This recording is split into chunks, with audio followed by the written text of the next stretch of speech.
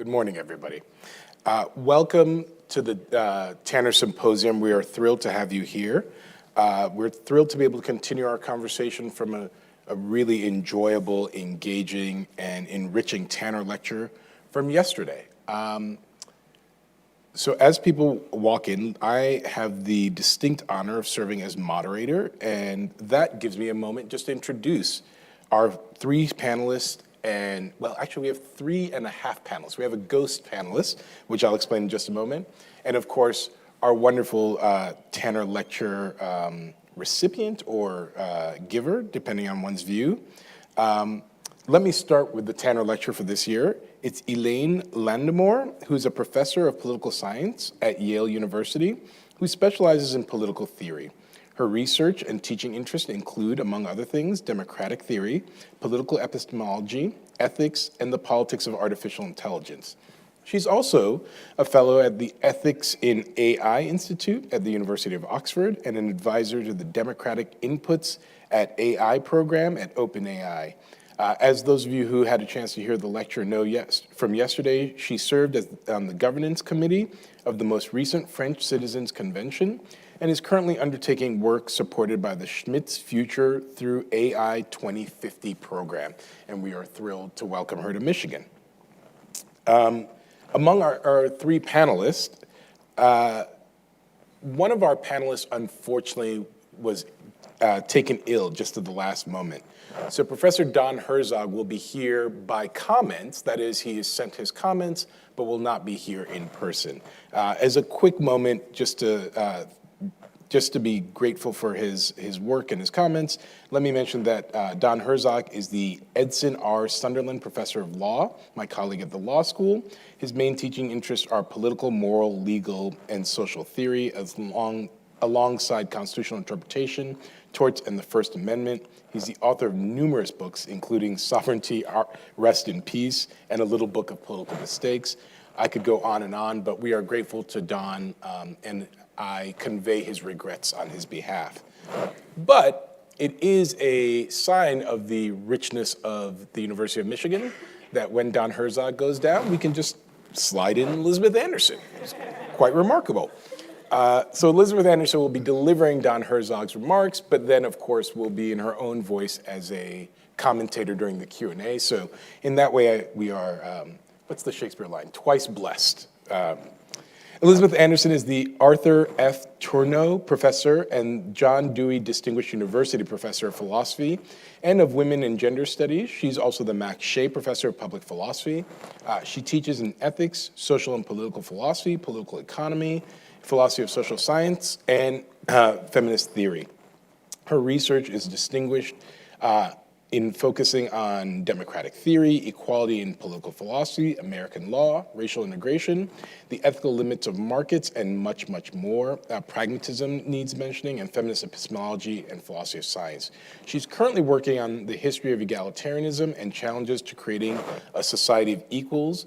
She also designed and is the first director of our program in Philosophy, Politics, and Economics, our PPE program. And so we're grateful for you stepping in at the last moment. Thank you, Liz. Right, skipping over our Tanner lecturer, we have Kyla Evels-Duggan, who is the Professor of Philosophy and Director of the Brady Program in Ethics and Civic Life at Northwestern University. She works in moral and political philosophy and their history, and has written on love, political liberalism, Kant's moral and political philosophy, and his philosophy of religion and philosophy of education. She's currently working on not one, but two book projects, the first concerning value attitudes and the second on moral philosophy, the moral philosophy of Iris Murdoch. And we had the pleasure of being reminded that we were colleagues in undergrad here as well. So that's a great joy to see you again, not just after undergrad, but after some crossing paths after. Certainly not least, as they say, last but not least, we're thrilled that Anne Phillips, who's the Professor Emerita at the London School of Economics, has joined us. She was previously the Graham Wallace Professor of Political Science, and previous to that, she was the director of LSE's Gender Institute. She is a leading figure in feminist political theory and has written extensively on issues of equality, democracy, and representation. Her major publications include The Politics of Presence, What Equalities Matter, Multiculturalism Without Culture, The Politics of the Human, and Unconditional Equals. Among her many awards, she was elected as a Fellow of the British Academy in 2003 and the Commission of the UK Academy of Social Sciences in 2012.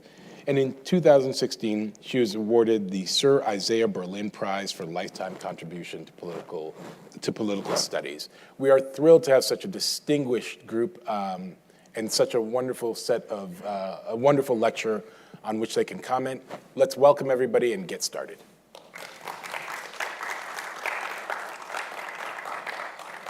The panelists will speak for roughly 20 minutes. We'll have a response of roughly the same, and then open it up for Q&A. If somebody will remind me the order we just chose. I'm going to go first. All yours. Thank you. It's wonderful to be here. I was an undergraduate here. My philosophical soul was born here, so it's wonderful to be back. We had said we were going to speak from there, but now I feel like you're all over here. I'm gonna stay here. So in her lecture, Professor Landemore argues that love has an essential role to play in politics. She contrasts love and emotion more generally with reasoning and other intellectual and cognitive resources and skills. But though she thinks that emotion and cognition are different, she certainly does not think that they are opposed. Far from it, she argues that they are interrelated and mutually supporting. A central claim of her talk is that we need love in order to arrive together at truth. Landemore's talk also contains an argument in favor of replacing some part of electoral politics with deliberative citizens' assemblies. The citizens' assemblies that she takes as her model are short-term endeavors focused on a particular issue or policy area.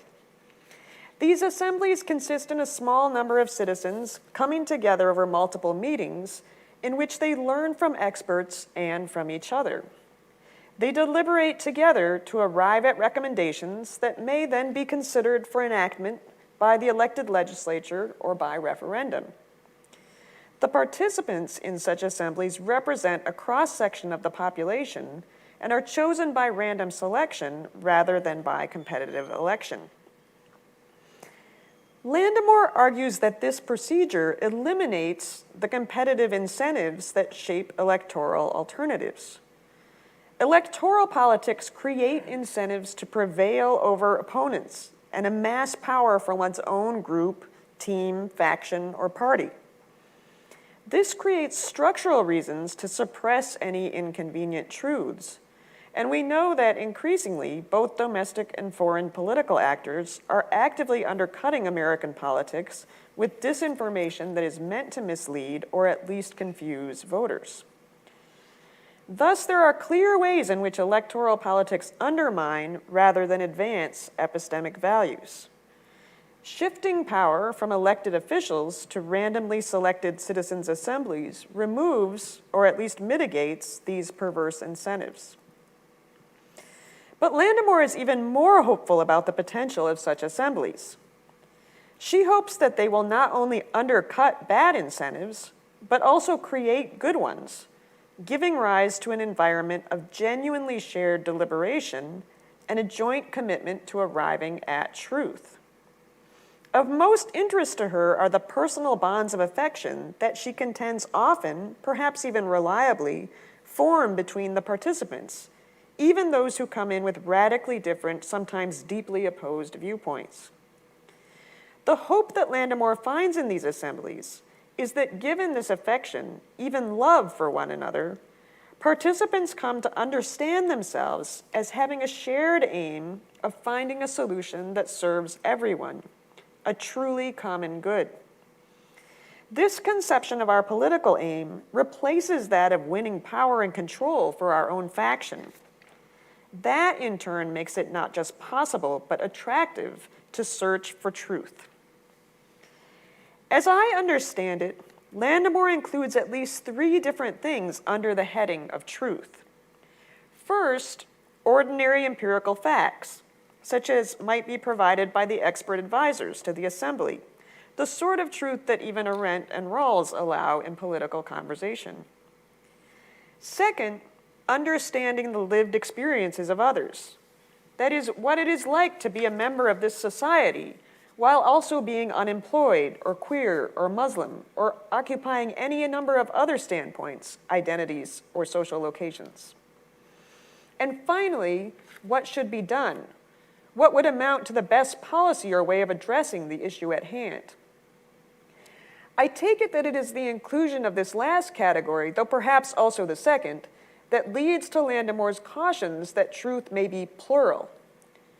But importantly, Landemore holds that in order to make sense of political deliberation, as distinct from manipulation or coercion, we have to assume that there is some procedure-independent standard that defines better and worse ways of settling this practical political question. This seems to me to be an insightful point. I have enjoyed and benefited from contemplating Landamore's lecture, and I want to begin my response with an appreciation of her orientation towards hope and her commitment to offering us some concrete grounds on which to stake some hope. I agree that hope is essential, politically, socially, and individually, all the more so in this quite fearful and genuinely dangerous time. I have taken to warning my students that despair is a tool of authoritarians. Right-wing extremist movements such as we are seeing in the United States and around the world have historically faced a ceiling of about 30% on their popular support, not enough to prevail in elections, even those with the many built-in counter-majoritarian elements that we have in the United States. The pillars on which authoritarians build their power over majorities are fear and apathy. Hope, especially a vibrant, public, shared political culture of hope, is, I believe, the best antidote to both. We need to hope that things can be better than they are now, that we can make progress towards realizing our political ideals, and can address our historical failures to do so in ways that are honest and productive. Only if we have hope of such progress will we be able to make sense of dedicating our time and efforts to contributing to the project of doing so. In this way, hope, and for that matter despair, can be, at least to some extent, self-fulfilling. But only to some extent. There is a difference between hope and wishful thinking, and the former needs some rational grounding. In what shall we place our hope? Landamore's suggestion is that we place this hope in the capacity of members of a political community to love one another, even across various social and political divides. She brings inspiring, though it must be said anecdotal, evidence to bear to suggest that when thrust into small, face-to-face communities of joint deliberation, and as she clarified in Q&A, when given good food, citizens tend to come to see one another as comrades in a shared venture rather than as enemy competitors for limited resources or political power. Further, given time, they come to see one another as individuals. Iris Murdoch says that love is the extremely difficult realization that something other than oneself is real. I think that what Landemore describes having seen in these assemblies is the emergence of this realization. Participants replace the often threatening images and stereotypes that they had of their fellow citizens with appreciation of real people, individuals with concerns, fears, plans, and hopes just as genuine and intelligible as their own. In appreciating this reality, they come to love one another. Having arrived at this place of mutual love for one another, they no longer act defensively out of fear, but instead seek to construct a genuinely common good, some way forward that is good for all. This is certainly a hopeful and inspiring vision, and I hesitate to intervene in any way that might upset it. Landemore is certainly right that love for our interlocutors will, by undercutting an anxious defensiveness, tend to support a shared search for truth, and I would add justice. I suspect that she is also correct that such love is better supported by the shared deliberation that citizens' assemblies afford than by competitive elections, especially when the latter are subject to hostile actors and mired in disinformation. But it seems to me that Landemore goes further when she claims that such love is necessary for truth and justice. I think that the love in question may be quite difficult to achieve, and so I hope that it is possible to advance towards justice with something short of it. I think that my hope is also rationally grounded. In what follows, I will first explain why I hope that we can achieve justice without the interpersonal love for particular others that Landemore envisions. Then I will suggest that we nevertheless need to love or at least care about something in order to make just social life possible. In the last part of my comments, I will suggest some attitudes that we might have, attitudes that I think fall short of or are at any rate different from the interpersonal love that Landemore commends, but might still support a shared search for truth. First, then, do we need to love our fellow citizens in order to achieve truth and justice in politics? Kant argues that a race of devils can join together in a just society, and this position is, in its own way, radically hopeful. Kant's point is that justice is solely a matter of how we treat one another in our external interactions. It is a matter of what we do, including what we do to, for, and with one another. And importantly, not a matter of what we love or what attitude we have towards one another. If each person were to act in a way that is consistent with the entitlements, rights, and freedoms of each other person, then justice would be achieved. It does not matter why each person acts in these ways. From the point of view of justice, it is all the same whether we act out of respect for one another's rights, love for one another, or merely a wish to avoid sanction. It is this latter possibility, the possibility that we can create external incentives for just behavior, that makes it possible for agents who lack care for each other, Kant's race of devils, to nevertheless establish justice. Our actions can respond to external incentives, such as the threat of sanction, and for the same reason, we can choose our actions. In fact, as I understand it, these come to the same thing. To say that I can choose to do something, that it is under my voluntary control, just is to say that I can do it for any reason that I take to bear on it. I can respect your rights to avoid sanction. I could also respect them to win a bet or to make you happy. Or I could respect your rights out of love. Any consideration at all that seems to me to count in favor of treating you with respect can serve as a reason on the basis of which I do so.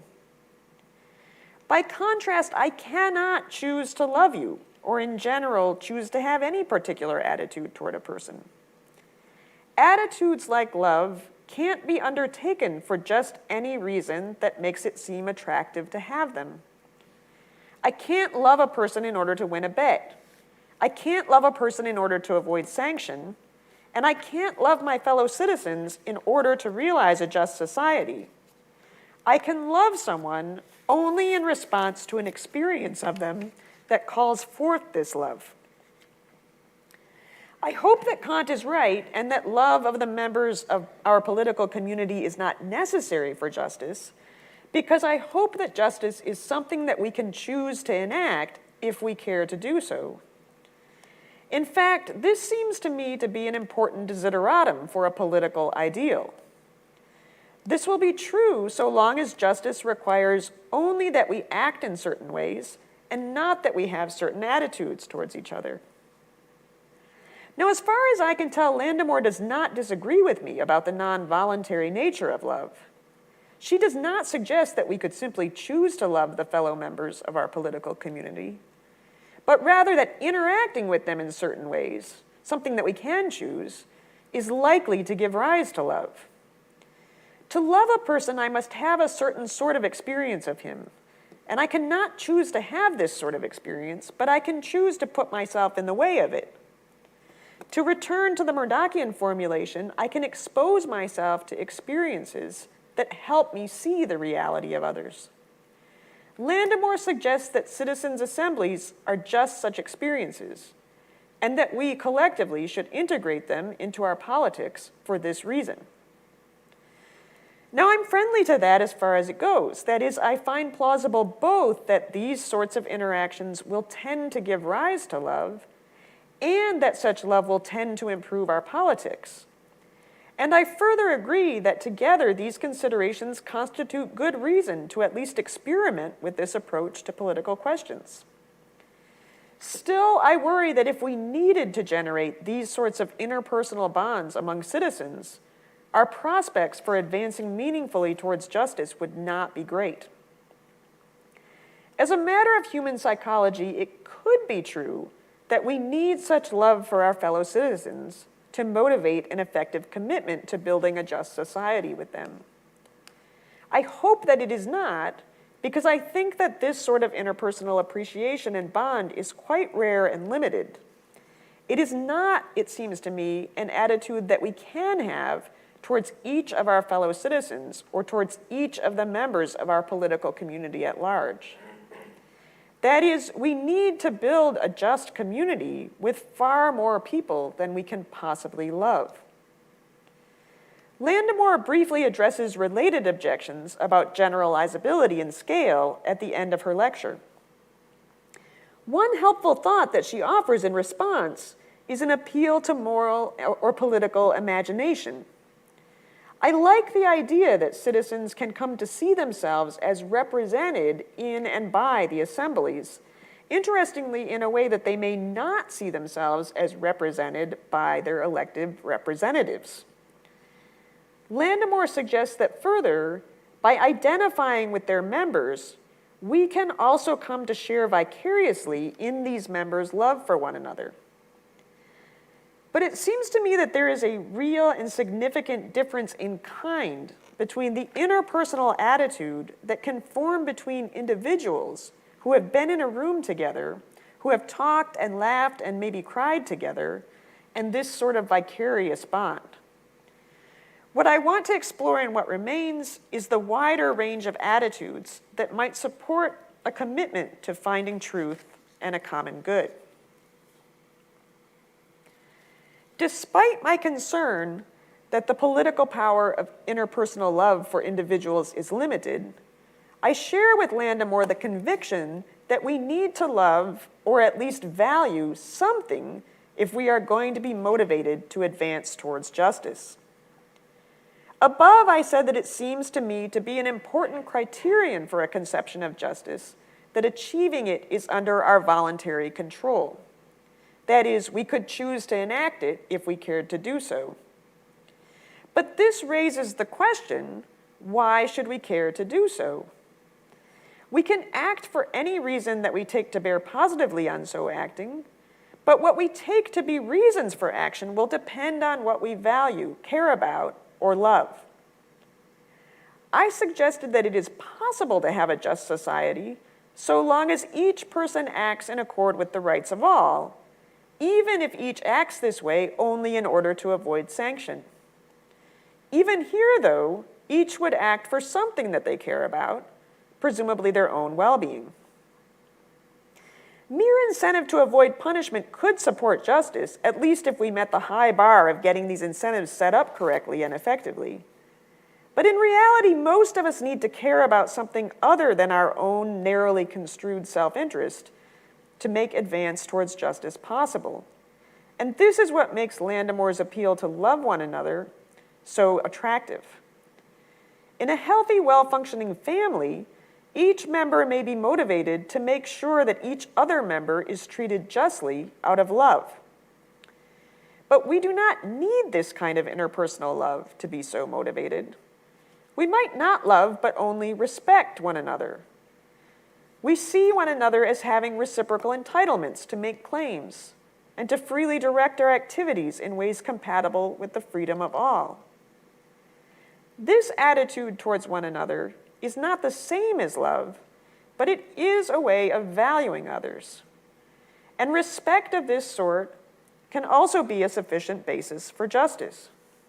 It might, for instance, serve as an ideal for a healthy and well-functioning academic department.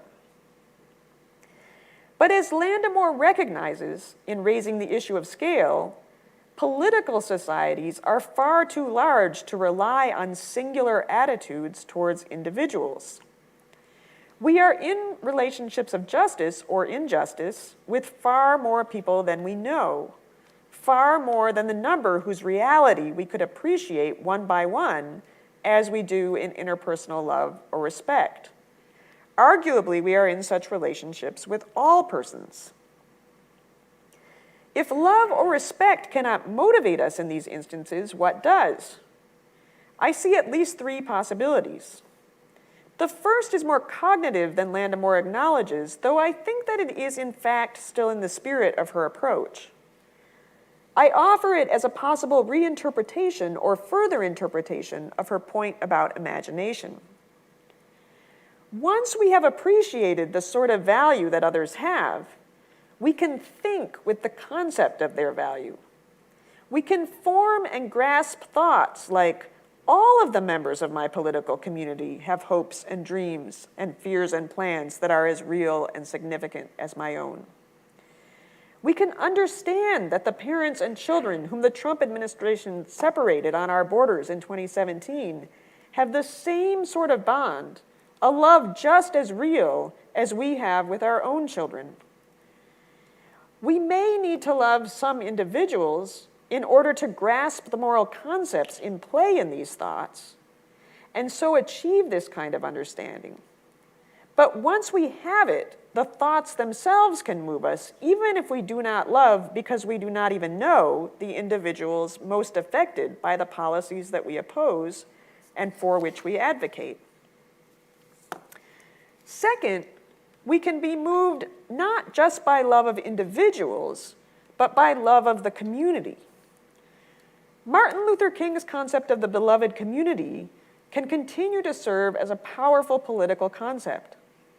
Love of a community, a church congregation, a school, even a family, is not the same as loving each of the individuals in it.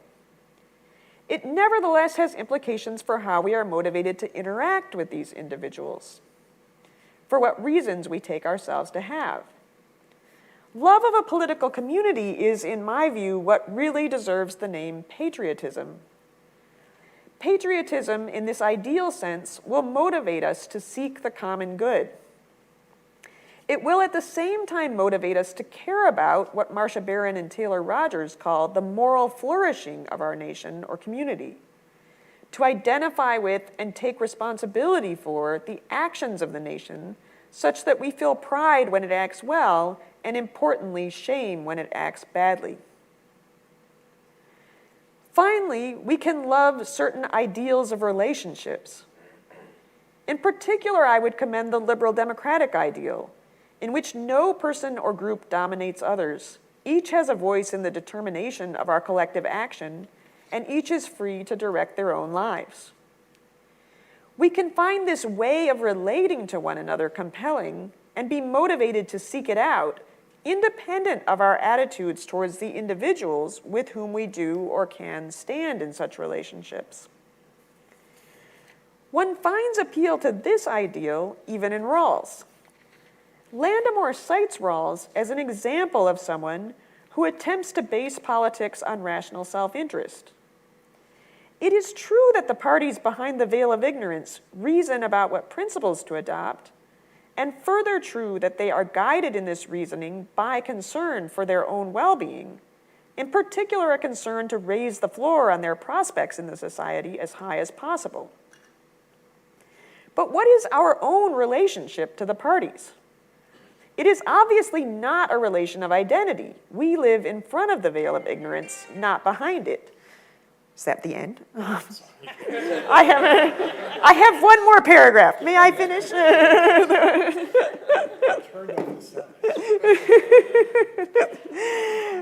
Here we are. We're in front of the veil of ignorance. We live in front of the veil of ignorance, not behind it, well aware of our social identities and position. Why then should the conclusions that they reach matter to us and motivate us? Rawls's answer is that we will, or we should, find attractive the social ideal that his thought experiment represents, an ideal that he formulates in later work as living on terms that each person could reasonably accept. In sum, I am all for facilitating love between members of the political community, and especially for the difficult moral work of loving one another across differences and disagreements. I share Landamore's optimism that face-to-face interactions have the potential to overcome our fearful stereotypes of one another and generate bonds of love. I am interested in the possibilities that citizens' assemblies present, but I am also hopeful that we might succeed or at least make progress in other ways, by cultivating an attitude of respect for one another, by finding ways to apply the insight that we gain in loving individuals to claims and commitments about the value of those we have never encountered, and by constructing ideals of community that can attract the loyalty of a sufficient number of our fellow citizens. I want to end by proposing that we all get to work on this in whatever ways we can. Hope is essential, and time may be short. Thank you for your attention.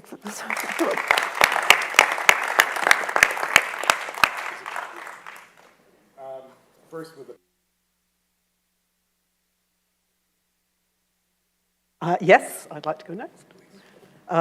And I want to begin by thanking the organizers of this year's Tanner Symposium for inviting me, and also thanking Elaine Landamore for her wonderful lecture, but also for your bravery in offering us hope, and also in insisting on the importance of the effective in political life. I think we're living through a period when many of the more hopeful ideas of the 20th century seem either willful self-deception or just lost causes. So the idea, for example, that democracies, however unsatisfactory as regards avenues for popular participation, nonetheless have some kind of ratchet effect, which means that at least they won't go backwards. Well, it's not really clear that that's any longer the case. Or the belief that the gross inequalities between rich and poor would be steadily eroded by progressive taxation, or just the hope that our children's lives will be materially better than our own. I think there are many reasons for a loss of hope, and it's been, I think it's been very good to have our thoughts turned to alternative evidence from our collective life that provides grounds for democratic hope. It's also, I think, very good to see affect made so central to the argument. Neither political theory nor political science has been much inclined to dwell on the affective aspects of human relations. Political science studies this, but even with the growing interest in psychology or the critique of simpler versions of rational choice theory, political scientists tend to see emotions and feelings as what the people they study might, perhaps unfortunately, be moved by, rather than anything that is of value in itself. Political theory, meanwhile, still tends to view affect as something that muddles the clarity and the reasonableness of an argument. So when Elaine Landamore insists so strongly that the flourishing of love between people is part of what activates the truth-building, she sees as both the goal and the outcome of democratic deliberation. And when she deliberately adopts the language of love rather than its more civic correlates like empathy or solidarity, she makes a powerful stand against dominant views. So I'm less existentially hopeful, but I share what I take to be her belief that the current failings of democracy and equality are best met by raising our game, by raising our aspirations, rather than by retreating to the most minimal understandings and imagining that the very minimalism will somehow make them easier to defend. I too see citizens' assemblies as an important component of an enhanced and better democracy, and even more so indeed after the lecture yesterday, which helped me see much more clearly the difference between the elements that random selection brings to the practices of democracy as compared with the election of representatives and the self-selection of people in political mobilization. I also agree with her that the ways we relate to one another and the feelings that we have for one another are central to what it is to live and engage as democratic equals.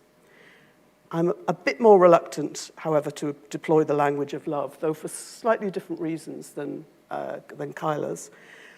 I want to stress commitments and claims in ways that Elaine, I'm going to call Elaine because I come from the UK, and if I call her Landemore, it just feels too much like, English public school practice. So, though I barely know you, I will call you Elaine. I want to stress commitments and claims in ways that Elaine may think edge too close to the partisan side of politics. And I argue that what she describes as an orientation towards truth-building could perhaps be better understood as an orientation towards equality. So I want to start with a comment on the interpretation of Hannah Arendt's essay on truth and politics. I was going to cut this bit because it's a bit of a quibble, but there were a couple of questions about Arendt after the lecture yesterday, so I decided I'd keep it in. So Arendt is as horrified as any of us about the abandonment of truth in much of contemporary politics. She sees facts and events as constituting what she calls the very texture of the political realm.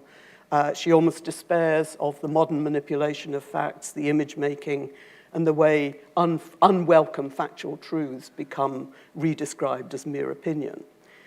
When she nonetheless writes that what she calls philosophical truth is, quotes, unpolitical by nature, that those who take the perspective of this truth are taking a standpoint from outside the political realm, or that, again, quote, philosophical truth carries within itself an element of coercion. She's pointing, as I see it, to the unpolitical nature of truth claims that abstract from our lives as citizens and require neither discussion nor consent. So for example, the example that she gives that I find sort of clarifies this, she writes that when the all men are created equal of the American Declaration of Independence, when that's presented simply as self-evident truth, this makes it a pre-political fact. I mean, it's something justified by reference to what? It's justified by reference either to God or to nature in ways that she sees as having no political significance. It's only, in her argument, the addition of the performative, we hold these truths to be self-evident, that in her view turns it into something political, that is, into a political commitment by a body of citizens. And I think the contrast she's making there between a philosophical justification invoked from outside the political realm, truth with a capital T,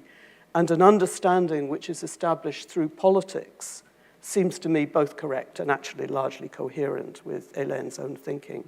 In fact, the more striking contrast, to my mind, is with, particularly in the light of the lecture that Elaine gave yesterday, is with Arendt's oddly affectless account of the democratic process. I mean, in her account of what she terms representative thinking, she describes herself as forming an opinion by considering a given issue from different viewpoints, this is a quote, by making present to her mind the standpoints of those who are absent.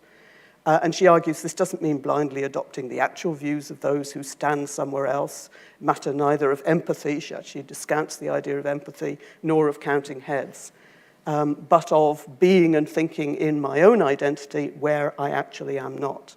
The more people's standpoints, this is a quote again, I have present in my mind while I'm pondering a given issue, and the better I can imagine how I would feel and think if I were in their place, the stronger will be my capacity for representative thinking, and the more valid my final conclusions, my opinion. It's a kind of oddly solitary account of the politics that, is so dear to Arendt, and it seems to me that that might be a better basis on which, to draw the contrast with what Elaine Landemore is offering us. It's a kind of dialogue almost within her own mind, not seemingly requiring the actual presence of others and not aided by anything like empathy, which is very far from the account of the citizens' assemblies. It's also far from my own understanding of democracy, which I see as very much dependent on the the actual presence of others. But the point I just want to stress is that however weird it is as a depiction of the democratic process, it's clearly motivated. Her notion of what's going on here is clearly motivated by a search for better answers and more valid conclusions in ways that echo much of Elaine Landamore's own concerns. Anyway, that was just a quibble about Arendt. So my more substantive points relate to what democracy is about and for. I don't myself see it primarily as about truth-building, though obviously one hopes that will play a part in it. For me, democracy is primarily an expression of our commitment to equality, of the commitment we make or should make in forming democracies to view all citizens as having an equal voice, and of the claim by those citizens that they too have a life to live and are in this of equal significance. I mean, this sounds highly idealistic as an account of how democracy came into existence, and that isn't at all how I mean it. I mean, to the contrary, I take democracy to be something reluctantly conceded by governments in the face of powerful mobilizations for the vote, and indeed typically spurred on by the need to offer something in exchange for military service. This last has been a recurrent theme in the work of historian Linda Colley, who argues that the expansion of the suffrage and the development of democratic institutions wasn't so much or wasn't just a response to successful popular mobilizations. Rather, she argues, it was when governments could no longer rely on mercenary armies and had to conscript soldiers from their own population that they began, however reluctantly and minimally, to offer some form of democratic equality, and tellingly, first to the men. In doing so, they established mechanisms and institutions designed to minimize the impact of the democratization and limit the scope for popular participation, and governments have been largely successful in this. Now, it seems to me that if one thinks of democracy in this way, one sees it as an unfulfilled promise of equality, unfulfilled both because of the powerful interests ranged against it, but also because of the sense of powerlessness that comes with the disempowerment and leaves too many of us simultaneously disenchanted with our leaders and unable to envision anything different. And I think one of the amazing features of the citizen assemblies, whose experiences Elaine Landamore has been tracking, is their re-empowerment of randomly selected citizens, a re-empowerment that people experience even when, as is mostly the case, the assemblies do not have final decision-making powers. They also experience, this of course being the central argument of yesterday's lecture, a sense of community, a bonding, sufficiently intense and personal to be dignified with the language of love. People come to value one another despite their differences and are drawn together in a joint search for better answers. Now, the depiction of this is enormously heartening, but I query the tendency to set it up in opposition to a partisan politics that continues to contest opposing interests. If democracy is, as I would argue, something achieved very much against the odds, disdained by those who wield the economic power, and barely tolerated by many who wield the political power, then it needs both advocacy and deliberation. It needs both protest and a caring search for common solutions to common problems. As Elaine notes, the Citizens' Convention on Climate only happened because of the months of Gilets jaunes protest against Macron's carbon tax, protests that involved mass demonstrations, street barricades, occupying airports, and some pretty violent street battles with the police. And the demands arising from these protests spread way beyond how to deal with the climate crisis, generating claims for major economic redistribution, wealth taxes, a higher minimum wage, higher pensions, and expressing deep resentment at the inequalities of French society. Unsurprisingly, Macron did not offer a citizens' assembly on policies for taxing the rich and improving the lot of the poor. Now, deliberation at its best, enables people to arrive at better solutions to shared problems. I absolutely think that. But what about the many problems that are not yet conceived of as shared? In the long run, the rich may well have more fulfilling lives when they are no longer isolated from the rest of the world behind barriers of wealth, just as men may well be very much happier in themselves when they no longer oppress and undermine women. The problems of patriarchy and capitalism are, in that somewhat attenuated sense, shared problems, right, with outcomes that can leave all of us very much better off. But that's hardly how they are currently perceived. And in the meantime, politics will remain as much about competing interests as any search for common solutions to common problems. So for me, you know, the kind of, in a sense, it's the next stages after the kind of the wealth of hope that comes from the citizens' assemblies about how to think about how one has the other aspects of democracy that, to me, we cannot simply replace, we cannot do without. So I query not so much the depiction of what goes on in the citizens' assemblies, but a bit of a tendency to pit their deliberative processes against the supposedly antagonistic and winning-oriented character of partisan politics, as if one could substitute for the other, which, in my view, is not really the case. I also query, and I think this is more than semantic, though, you know, who knows. I also query the depiction of the assemblies as encouraging an orientation towards truth. I see what happens in these assemblies as described in Hélène's lecture last night, as kind of better captured as encouraging an orientation towards equality. Deliberation enables people to see that their interests and their concerns are not the only ones at stake. And more deeply still, I think, it can enable them to recognize that their own understanding of the world and ideas about how best to regulate or change it have been profoundly shaped by their own partial experiences. Now, it's not just, I mean, why does recognizing that others think differently have this effect? Well, simply coming across other people's views need not of itself generate any change. I mean, too often it simply confirms us in the rightness of our own views and the wrongness of others. And nor is it enough, and this is part of the argument yesterday, to have an abstract devotion to truth and that kind of, you know, that anxiety that one might feel at the possibility that what one thought truth might not be such after all when confronted with opposing views.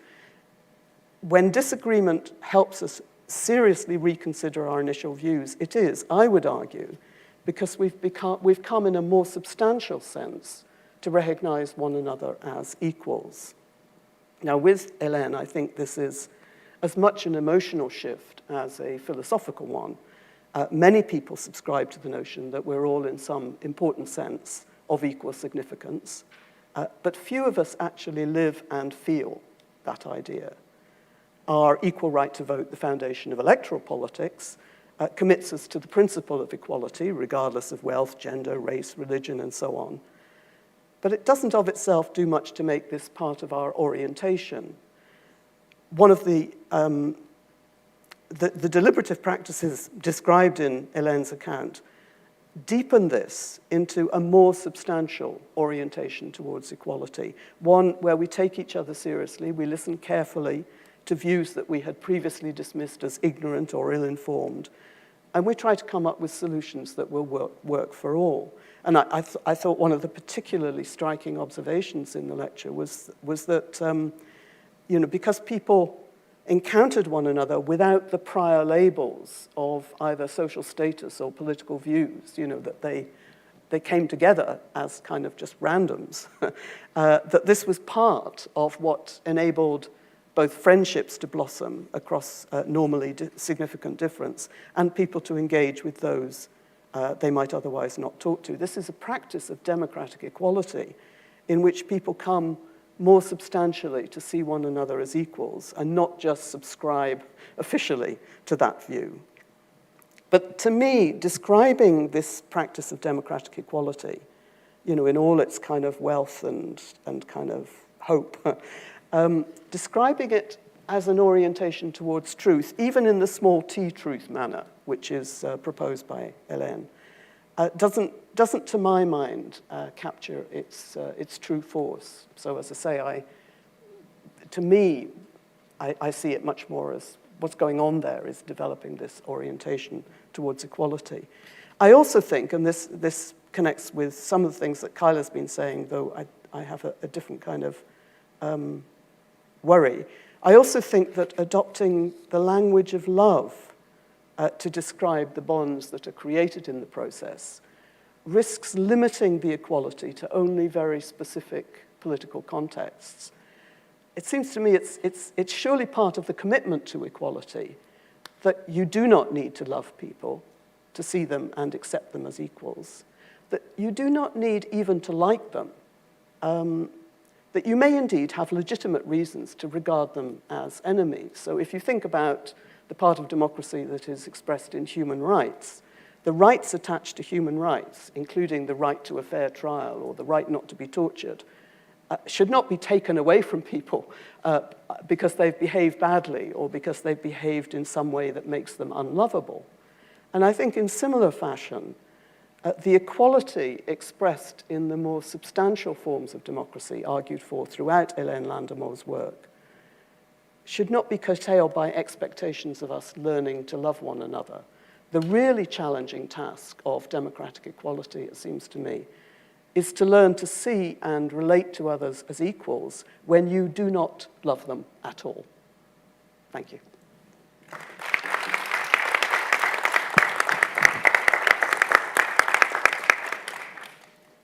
now, as mentioned, playing Don Herzog will be Elizabeth Ayers. I just want to say it's a great pleasure to be able to be channeling Don in this, and I'll even include some of his characteristic snark. Warm thanks to Professor Landemore for her provocative lecture, brimming over with arguments and intriguing reports from the field. I agree with much in it. I share her long-standing commitment to the view that democratic debate and politics are crucially epistemic endeavors, that we are not simply or primarily in the business of preference aggregation or interest group pluralism and pressure games. I share her newer commitment to the view that it is a mistake to try to hive off the emotions from politics and from deliberation. And I am happy, no, actually gleeful, to see a political theorist grappling with actual social and political practices. So I could say perfectly honestly that I loved the lecture. But I could also say perfectly honestly that I didn't love it. I don't want to equivocate or to be coy or mischievous. I want rather to remind you that love can mean many different things. So I want to invite you to pause before you decide whether to embrace the thesis that love is a proper part of democratic deliberation and politics. Footnote, I will add parenthetically that I have just the same attitude about enshrining truth as central to democratic politics before we can imagine reviling it as a totalitarian effort to shut down the endless arguments and conflicts of democratic life, or embracing it as the whole point of deliberation or government by discussion. We have to ask what we mean by truth. Professor Landemore sometimes distinguishes capital T truth from a minimal or plural conception of truth, but alas, that contrast is more evocative than clear. I perked up some when she mentioned William James, since I'm a boring, unvarnished pragmatist. But my attitude about truth are, alas, closer to that of Richard Rorty. I just don't find the concept very interesting. Enough, I think, to say there are surely better and worse answers to questions about what we ought to do, and that we can and do give reasons, argue, criticize, and the like. I could get myself irritated by considering Habermas's forceless force of the better argument, but I'll spare you that. Here's Professor Landemore's most arresting formulation of her view. Quote, we need more love in politics. Do we? Again, a lot will depend on quite what we do and don't mean by love. I'll recall a perplexing formulation in Martha Nussbaum's account. Quote, love is never well imagined as a constant experience. It is a relationship involving kaleidoscopically many feelings, actions, and reactions, including intense focus on the other person, but also including the solitary cultivation of one's own personal interests and even sleep. That's from Martha Nussbaum's Political Emotions, Why Love Matters for Justice. I am not inclined to think that concepts have to have necessary and sufficient criteria, or that dictionary definitions are all that helpful. Nor is my point that something has gone off the rails if one's account of love includes sleep. It's rather that we need to get reasonably clear on what sort of stuff we're including when we gesture towards love. So let me review some of Professor Landamore's claims. She tells us that empathy, sympathy, solidarity, and friendship are, quote, derivative forms of love, though she quickly adds that the emotions she witnessed in the citizens' assemblies were more intense. In a similar vein, she tells us that the yellow vests sought, quote, a human connection, end quote, tribal membership, and, quote, a form of civic bond. And love, and that love is a deeper form of the others. So suppose you think, sure, democratic citizens ought to have some kind of civic bond. Is that enough for you to subscribe to the thesis that democratic politics needs love? The closing plenary of the Convention on the End of Life, Professor Landamore says, was, quote, an unadulterated love fest, end quote. And again, that sounds awfully striking, but now consider some of the evidence she adduces for that claim. Quote, a young man cited French historian Ernest Renan's idea of the common heritage. A black man who flew back and forth from Guadeloupe for the sessions said he'd gained self-esteem and felt useful. I don't want to say, come on, that's not love. I want to say, well, if you construe love that broadly, it's easier to see it in political assemblies, in lots of other social settings too. But then, too, the thesis that we need more love will have less bite. Most striking, perhaps, is how Professor Landamore glosses her clarion call, we need more love in our politics. She glosses it this way, quote, we need a place where people feel authorized to express and feel this kind of civic friendship, this kind of purely human connection to others, end quote. Civic friendship has an interesting conceptual and historical trajectory of its own. See especially Friendship and Trust as Moral Ideals, an Historical Approach, and Bernie Yack, The Problems of a Political Animal. Even a quick sketch would take me too far afield. But when you told your first crush that you were in love with them, and they responded that they just wanted to be friends, you didn't think they wanted a less intense form of love. You were suitably devastated. Worse yet, imagine they're saying, no, sorry, how about a human connection? So some of the time, Professor Landamore is construing love very broadly, but not always. Her appeal to an unadulterated love fest isn't a fleeting mistake or a throwaway gesture. The third meeting of the Convention for Climate, she reports, was, quote, like a successful third date. In one of the working groups, she continues, people addressed, quote, sweet nothings to Marie. I'm sure she thinks she observed citizens expressing ardent love for each other, not just the watery kind of love Aristotle dryly imagines as the best Plato could achieve by abolishing the traditional family. I have no reason to doubt her factual claim, but I do want to suggest some reasons to doubt its normative appeal. So back up. I've already said that I quite agree that deliberation is central to democratic politics and that it's a mistake to imagine deliberation as some purely cognitive endeavor where emotions could count only as distractions or distortions. So my worry is emphatically not that democratic deliberation needs to be walled off from the emotions.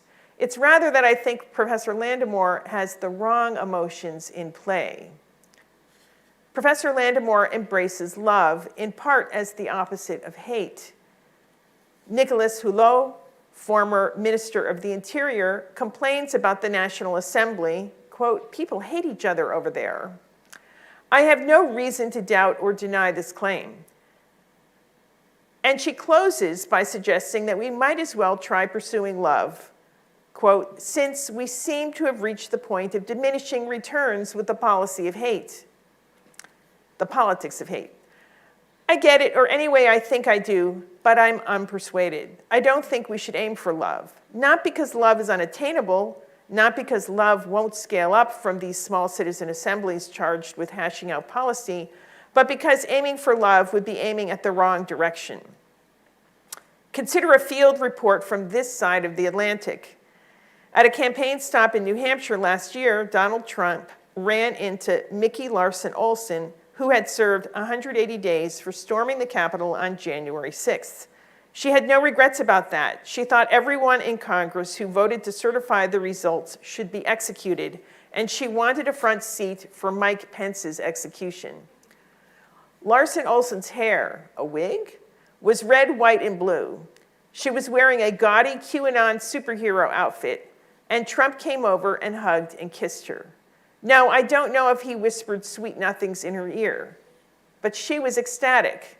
Quote, "If I were to imagine what it would be like to hug Jesus Christ," not that I'm saying President Trump is Jesus Christ, but just, if I was to imagine what it was to be like to hug Jesus Christ, that's what it felt like for me, she said.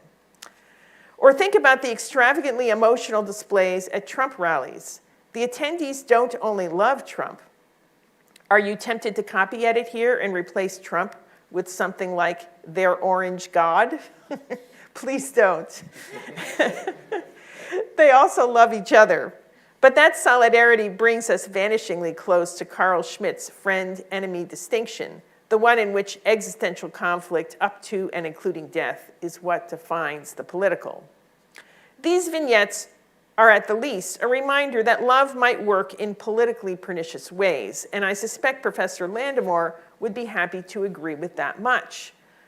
She's interested in love across partisan lines, and this Trumpian love is very definitely an in-house, not to say incestuous affair.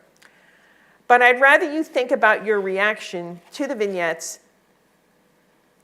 I'm going to go way out on a limb and suppose that there are way more lefties in this room than there are conservatives or Trump supporters. Or, if you'd rather, that way more of you marinate in MSNBC than have your eyes glued to Fox News. To continue along the same stale and stereotyped lines, do you hate Trump supporters? I don't think so. At its core, hate is an awfully hot emotion. Though yes, that concept too works in many different ways, as it is idiomatic to say, for instance, that you hate broccoli. But I don't think we should try to refine the sense in which lefties hate Trump supporters. Instead, I think that the typical lefty these days has scorn or contempt for Trump supporters. Contempt is cold. Maybe it comes with amused derision, but it doesn't make your heart pound as hate so often does, and as love does. In 2020, a woman got fired after telling some Black Lives Matter protesters, quote, "white lives are better." The video snippet of her saying that provoked this comment on Twitter. Quote, "Look at these mouth-breathing, ignorant, inbred, Trump-worshipping wastes of space," end quote. The guy who writes that can't be bothered to hate the woman who said it. He's casually dismissing her and inviting his readers to do the same. And Twitter being the cesspool that it is, some of his readers were happy to chime in. Quote, "They always look like that," wrote one. Quote, "8 chins and Walmart clothes." Quote, "Don't forget a bad hair bleach job," added another. There is a kind of nasty civic solidarity here. Some people are blithely assigning themselves the upper hand in what I suppose is finally a game of cultural capital, though cold, hard cash plays a role too. Bourdieu, not Du Bois, is the prophet of this lamentable politics. No wonder Trump supporters are not whispering sweet nothings in our ears, not joining us in an unadulterated love fest. But I don't think Trump supporters hate us, overeducated, overpaid, coastal liberal types either. I think they resent our contempt for sure. And I think they hold us in contempt. I could treat you to the bracing things a neighbor has said to me over the years, but I'd rather not. Again, contempt isn't hatred. Yes, we can attach different senses to contempt just as we can to hatred and to love. As plastic as both concepts are, hatred and contempt aren't remotely the same. You can hate broccoli, but barring special context, it would be weird to hold broccoli in contempt. Sure, too, you can hold people who eat broccoli in contempt. Whatever are they thinking? But barring special context, it would be weird to hate them. And contempt, not hatred, is poisoning our political lives. Likewise, love is not the opposite of contempt. The opposite of contempt is respect. Contempt is brushing someone aside, treating them as if they don't even register on your mattering map. You don't have to be a rabid Kantian to think of respect as acknowledging another as a person, someone with dignity, someone you can't treat only as a thing for your own use or abuse. Respect and contempt are in play in Professor Landimore's citizen meetings too. Recall Omar's caustic response to an expert explaining a carbon tax. Stop treating us like children. He isn't complaining that the expert hates the citizens, nor is he demanding love or even affection. He doesn't want the expert talking down, condescending, scorning, holding in contempt. It's not just strategically idiotic to treat one's political opponents with contempt, though it usually is that. It also sets us off in the wrong direction. Respect is far better. It's probably more idiomatic to describe respect as an attitude than as an emotion, but I don't want to fuss over that. I'll just say it seems to me deeply liberal and deeply democratic to treat one's fellow citizens with respect, to recall that for all our deep disagreements, we are, after all, fellow citizens, and we should strive to work out reasonable terms on which we can live together. If something warmer comes in the wake of that initial stance, it's probably not any recognizable version of love. It's probably what the French revolutionaries called fraternité. Annoying gender dynamics aside, sign me up. So I wouldn't recommend that we try to replace hate with love. I'd recommend instead that we try to replace contempt with respect. I'll return finally to one last striking encounter from Professor Landimore's citizens' meetings. It's that between Finbar O'Brien, whose history of abuse had led him to conflate pedophilia and homosexuality, and extravagantly gay Chris Lyons. They bristle at one another, as well they might. But after debate, O'Brien rises to say, quote, he had no problem at all with the proposal for gay marriage, and the others gave him a standing ovation. O'Brien agrees that Lyons should have room to live his life, and the group doesn't hug or kiss him for his stance. They acknowledge his good performance. That applause isn't a sign of love on more or less any conception I can conjure up. It's a sign of approval, of respect, and that's precisely what we should be aiming for. Thank you.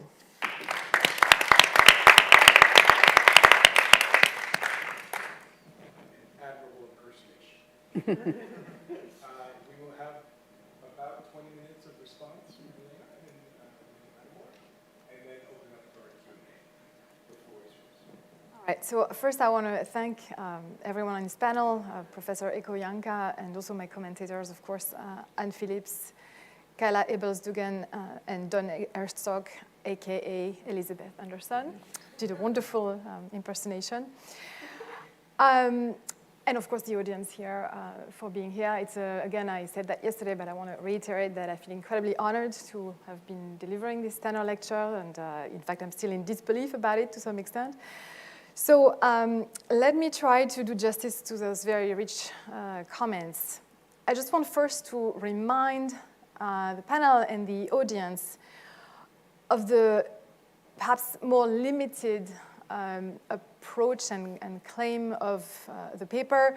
I I did venture some methodological comments yesterday on the kind of political theory I see myself as doing, and it's trying first to interpret what I observed correctly, faithfully, using some methods, observation, interviews that are borrowed from the sort of sister subfields in my field, comparative politics. And I think, and I maintain, that what I saw indeed was a form of love. So building on that, I'm trying to indeed generalize beyond that and move to a more normative position in terms of what I see as a desirable form of politics that I would hope to see at least inserted in the politics we currently practice, where there's not much of that. There's not much of a space for the kind of emotions that I observed, the kind of support and care and affection that I witnessed. It's interesting to me that I got almost zero pushback on the truth aspect, the epistemic aspect. I mean, Anne did push back a little, but not that much. In the end, it's about semantics, as you said. It's about, okay, do we call this truth? Or maybe it's more like something about equality, or maybe it could be justice. But no one's really questioning the point of a procedure-independent standard of correctness postulated on the horizon of our deliberations. So it makes me feel like there's a disciplinary divide here that's really striking, because I'm in the political science department, and I felt like I had to spend so much energy just fighting for that claim initially. And just basically, if you really boil it down to the simplest message, it's really saying, look, politics is not just about power. It's not just about aggregation of interest. And that somehow was very, very hard to say in a political science department, which is itself very much influenced by economics, which has no room for anything like else than revealed preferences. And you see how, unfortunately, this kind of ideological presupposition that shape the field, they also translate into the political institutions we have, because I'm afraid that the politics we have is a lot more shaped by the political scientific premises than the philosophical ones. So I thought that was an interesting, striking fact for me to be on a panel where almost nobody took me on the more epistemological dimension of the thesis. I did get a lot more pushback on love, of course, so that's where I'm going to focus my remarks as well. But also I want to distinguish between what I saw, which I think it is what I saw, and maybe there's no moral significance to what I saw, but that's what I saw, love. And then the normative claim that we should have more of that in our politics. I also want to just react to the sort of comment by Kyla that, well, what you saw is also very anecdotal. So you're making a lot out of your 2 or maybe 3 case studies, which are the 2 French Citizens Conventions and the Irish Convention. So I want to push back just a little bit, because I do agree that it can look like, just a few cases. But your anecdote is my case study. And in qualitative, political science, we think it has merit, and that you can infer some things from an in-depth study of even just 1 case study.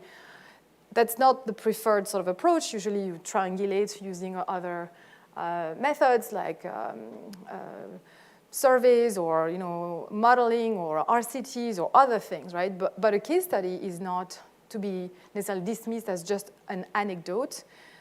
Also because, I'll just appeal to Hume here. David Hume used to say, well, you don't need to put your hand in the fire twice, One data point is enough. So he called it the induction of mature men, I believe. Well, I consider myself a mature woman, and I think there's something there that I actually think from other reports I've read, from case studies elsewhere, from for example, even I didn't bring that up so much, but the Icelandic the research I did on Iceland was, and I missed it initially. That's the irony, which is that I did all this research on Iceland and never asked once about emotions. And it's only later when I think I was asked to give a lecture on music and democracy or something like that. And I was starting to think about emotions. And I went back and I called back the chair of the Constitutional Council, and I said, do you remember any room for music? And he said, of course, we sang all the time. And we got into fights, and we cried, and there were two solutions, alcohol and music. I was like, wow, I totally missed it the first time around. So I think it's, so I would also mention, again, it's not studied, but for example, I haven't looked back, but juries, there's evidence that juries have a certain epistemic qualities. We now know with the DNA testing that they tend to track correct verdicts, actually, where the DNA evidence after the fact emerges. I don't think there's a study about emotions in juries, and it's a pity, but I think that should be done. I would also say that at this point, the OECD documents up to 800 cases of mini-publics that have been run around the world. So they're not all citizens' assemblies. In fact, typically they're much smaller. They're citizen juries, like 25 to 50 people. Many of them are not even counted. So if you add the hundreds of deliberative polls that Jim Fishkin from Stanford has run around the world, they're kind of like citizens' assemblies, frankly. It's just larger, and they don't necessarily come out with a policy recommendation, but you can measure their pre-deliberative preferences to their post-deliberative preferences. And again, anecdotally, but I think all of this converges, I know that Jim Fishkin told me that they did a recent one with Meta, actually, with 6,000 people, broken down into random groups talking to each other about AI regulation. And he says they wanted to stay in touch. They built a bond in just a few days, which surprises me because it's much shorter than typical citizens' assemblies, where they said, no, I've met such interesting people that I would have never met otherwise. I want to stay in touch. It's not love, definitely, but you can see that it's leading in the same direction of like caring and being interested and developing some kind of bond. So again, just to reiterate on the ease dimension of my lecture, I'm pretty confident that it is what I saw, and that this could be generalized to settings that are sufficiently similar. Now, on the art dimension, the claim that, well, maybe we should redesign institutions to foster the kind of love I saw, to improve the epistemic quality of our politics, to get to better outcomes, but also to, in the process of seeking that truth among that group of randomly selected people, reinforce or maybe create, actually, the bonds of community that are currently so brittle or even absent in some cases. But I admit that claim, I cannot believe I'm making it, because I think I've had for many years the exact position held by my critics, which is that, well, it's all about respect, it's all about equality, it's all about just this abstract commitment to justice and fairness. But I do want to say that experience of being immersed in the citizens' assemblies changed my view quite profoundly, because it changed me as well, I think. And so I don't know how much of that can be conveyed through a lecture, and of course you should be critical and skeptical. But I do think there's something really transformative about these spaces, and I didn't say enough about that. I don't know what to think of it either. Maybe it's a Stockholm syndrome, so it's not that desirable, actually. But it stays with me. It's not that having exited that space, I'm now gone back to my prior views. I have been sort of changed by that experience. But I just want to say that I totally understand the perspective, because that's how I used to feel about Mary Williamson. And so I'm hoping that I'm not becoming this crank who's putting out these views that are completely implausible. But I do think that, I hope, that's why I gave so many examples and so many stories, because there's a point at which I feel like arguments might not even totally get you to the conclusions I've reached unless you go through the phenomenology of the experience in a way, which is really frustrating to admit for a philosopher, I would say. But this is where what I feel is I'm at the moment. So why not respect instead? So as I think I said yesterday in the lecture, there's this assumption that somehow it's so much easier to get respect than love. And it seems to me that actually pretty easy to grow love if you just really try a little bit. So maybe that assumption that respect is the lower hanging fruit turns out not to be correct. And also, I'm not sure that we have to choose in a way, because to me, the pair love versus hate and the pair contempt versus respect, kind of like orthogonal almost. Maybe they're related in some deep ways, but I just not sure that pursuing, trying to move us on one continuum moves you on the other, and maybe that's what Don is saying, that in fact you're taking the wrong direction. You're looking at the continuum of hate versus truth, and in fact you should focus on contempt versus respect. And so maybe I've been sort of blinded by the love, actually, that I saw, which is a much more visible sort of emotion, and I should have paid attention instead to something more subtle, which is respect in those assemblies. So I don't know what to think of that just yet. I'll take that comment with me and think about it more. But I just want to say that you can tell people, oh, you should respect others all you want. I'm not sure that's going to motivate them to do it. And sometimes I wonder whether respect is not, in fact, a byproduct of a number of transformation that you experience only when you start from love. And that's what I was saying. That's why I think Plato's intuition is so profound, in the sense that, well, actually, love is not the end; it's the beginning. That's where you start. That's a low-hanging fruit. You first love people, and then you abstract away from that very particular emotion that is oriented towards somebody very specific, and you refine that emotion into something more cognitive. I mean, I think love is partly cognitive, but you purify it more and more from the more emotional and immediate content, and you get to, perhaps at the end, respect. So maybe there is a continuum there, actually. So you move from a deep, profound emotion to more something like a disposition or an attitude of respect. And I don't know how else you would get to respect. I mean, you can try education. To me, it sounds very much like the classic liberal position that we're just going to educate the masses, and we're just going to send them to school and tell them about, we're going to impart knowledge about civic virtues, and somehow it's going to miraculously create a sense of respect and attachment to institutions. And I used to believe that, and I just don't, I'm not convinced anymore. I think you need to mobilize something more effective and first.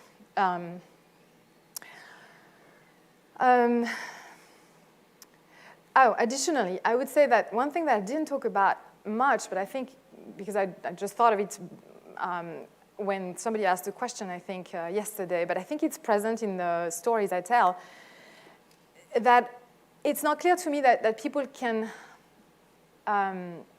identify as equals and have respect for others if they don't see themselves as equals and have respect for themselves. And I wonder if they can have that kind of respect for themselves if they don't love themselves. So it's also about that. So it's also about self-love. And I think back to the example of Jules, the climate skeptic who was always felt sort of alienated from politics and obviously rejected somehow, or probably unloved. And then he comes to this convention, and within a couple of weeks, he says, I feel loved. And I think it means I also, well, that's the thing. What does it really mean? My interpretation is that he's recovered a sense of self-love also, that allows him to access things like dignity and self-respect, and in turn helps him develop an attitude of respect for others. So I think all of this is connected in a way that I do not articulate clearly, I admit, but I think it's there. And probably that's what I would like to do next, which is to unfold all these connections more clearly. Now, Don also takes issue, I think he's mostly the one who's really pointing out the broadness of my concept of love. So I'm all for analytical clarity and drawing distinctions and making sure we don't confuse one emotion for another. At the same time, actually, not sure what's accomplished by separating so much friendship, say, from love. So when you love a friend, when you have a friendship for a friend, there's not really a word we could say, I like you, it's true. So which is why I think that when Francois tells to Omar, I love you, it's a little startling. But broadly construed, love as an intense affection, I think includes certain types of friendship at least. And so I don't have the sort of worry that Don seems to have about trying to make the concept particularly precise or something like that. So anyway, so I wouldn't partition those terms as much as he does. But that said, even assuming that we can have this big umbrella concept, does that mean we want more of it? Don seems worried about love as too demanding, so that goes back to this idea that love is the pinnacle of what we can accomplish in politics, when in fact I'm trying to say, well, actually, it's a low-hanging fruit, and maybe we should go there.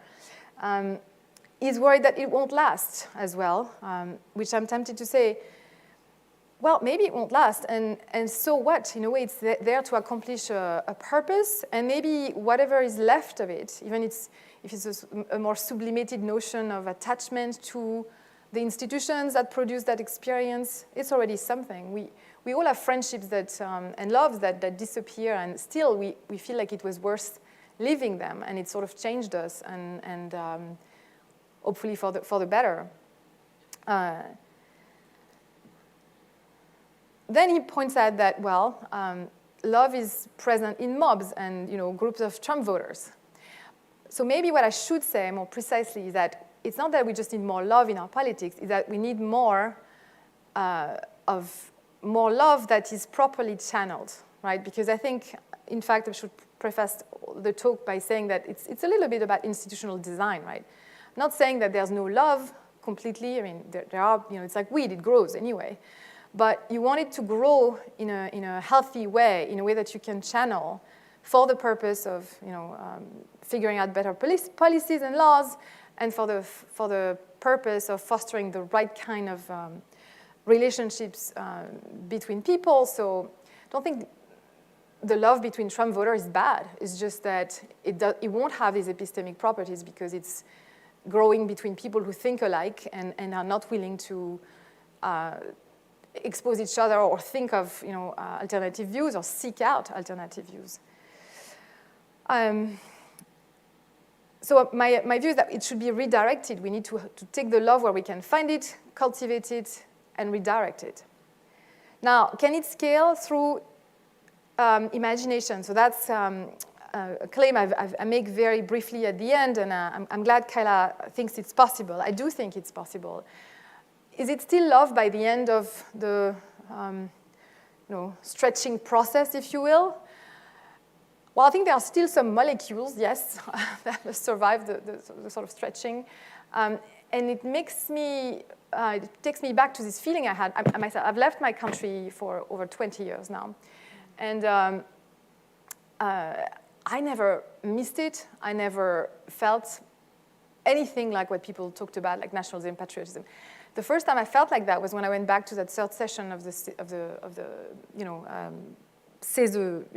convention, and I saw the flag, and I felt that emotion for the first time. And I think it's because it felt like this was an object worthy of my love, unlike pretty much the sort of politics as usual that I was familiar with. So, oh my goodness, I have so many things to say. Would you give me 3 more minutes, because I feel like I only addressed. Okay. So is it necessary? So that's a big claim, and I confess that I'm not entirely sure. I'll just say that I think it's necessary in the context of these assemblies. I don't think the people would sustain the intellectual effort, the attention over many months like this without a passionate sort of commitment that is fueled by love. So does that mean we need it outside of the CAs? Again, depends on definitions. If you think that the sublimated form of love, like civic friendship is enough, then is love, then yes. I would also say it depends on the context, because we talk here in a perfectly peaceful context.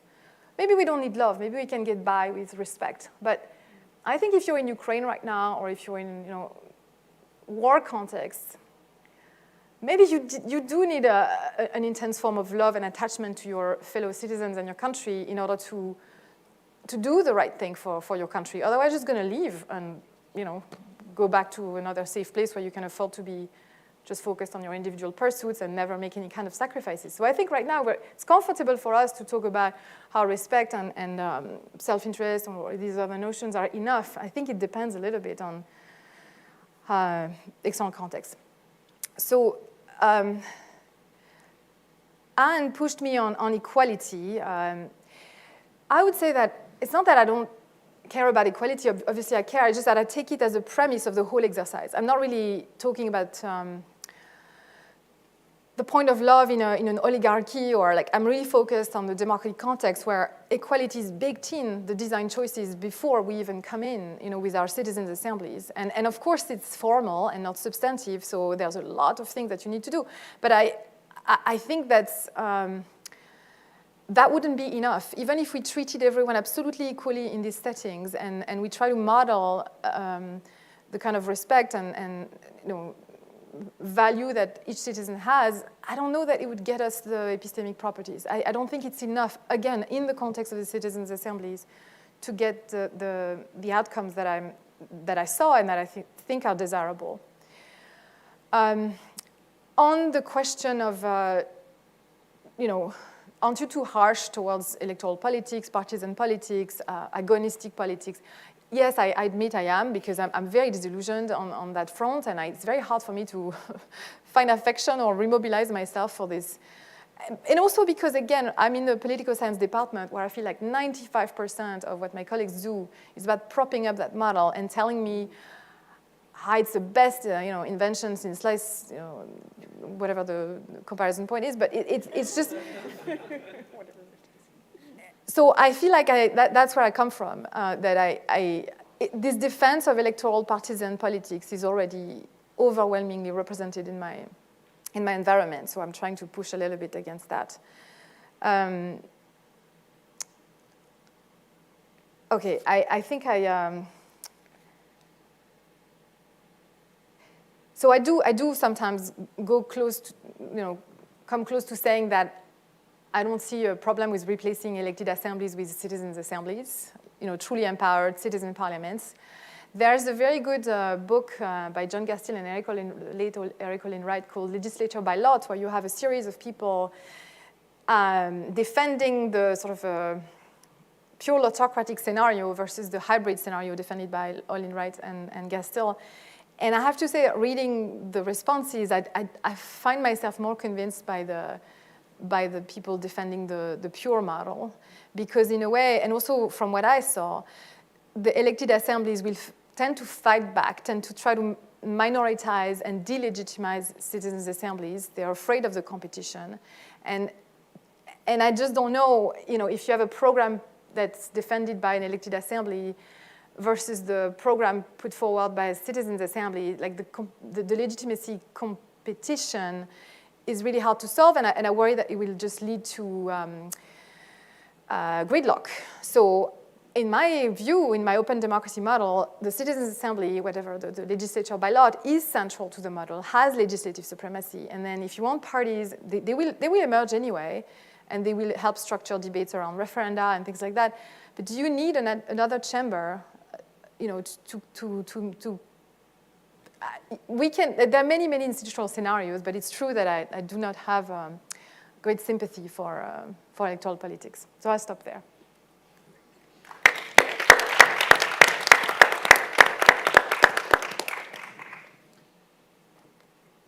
Excuse me. So I want to thank everybody for this really rich conversation. I believe we now open up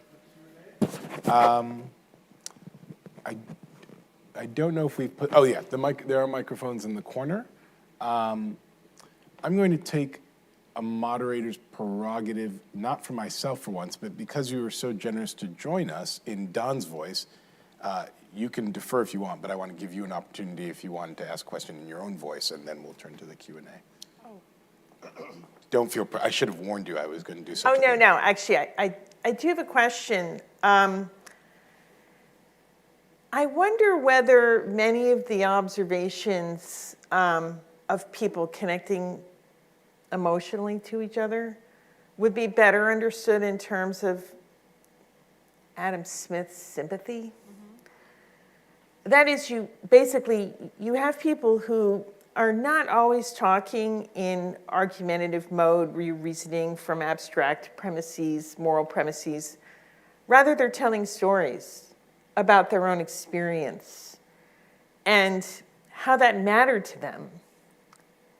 And when people do that, they're inviting other people to stand in their shoes and imaginatively represent to themselves or simulate to themselves what it would be like to be that person, as a way to come to an understanding of why they stand in they're taking a particular political stand. And that sympathy is emotionally very powerful once people engage in it. And it can also be, I mean, as Smith affirmed, people have a desperate need for that kind of empathy, for the affirmation of one's own emotional responses to experience. And that seems to me, I don't think, it's not quite love, but I think it can carry most of the cases. And it's very powerful. The other thing I wanted to say is, I do want to affirm the connection between affect and normative truth, in the following sense, that we need a mechanism for people who are wrapped up in a certain, say, ideology or dogmatic set of principles. How can you ever get out of that? And argumentation in the abstract sense often doesn't work because they have a self-enclosed set of premises, and anything that doesn't fit, they'll just reject out of hand. Well, how? But we do know that people change. They can actually get out of being locked into some rigid framework. And I think what does it is what I've called moral apprehension, which is a vehicle that we get from connecting in a real way to emotions, like sympathy. Because there are natural objects of sympathy and, frankly, also of respect. And that can kind of break through the dogmatism of just rigid views that exclude and deny other people's humanity.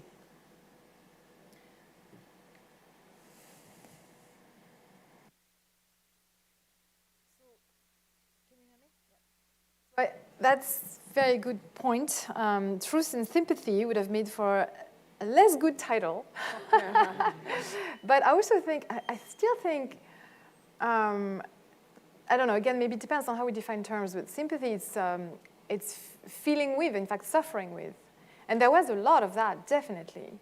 A lot of, tears shed on behalf of people who had lost I mean, I can't tell you the number of times where people shared things in plenaries and you looked around, everybody had tears in their eyes from the difficult stories of losing somebody to cancer and not having the means to alleviate their pain, all of that. So there was an enormous amount of sympathy.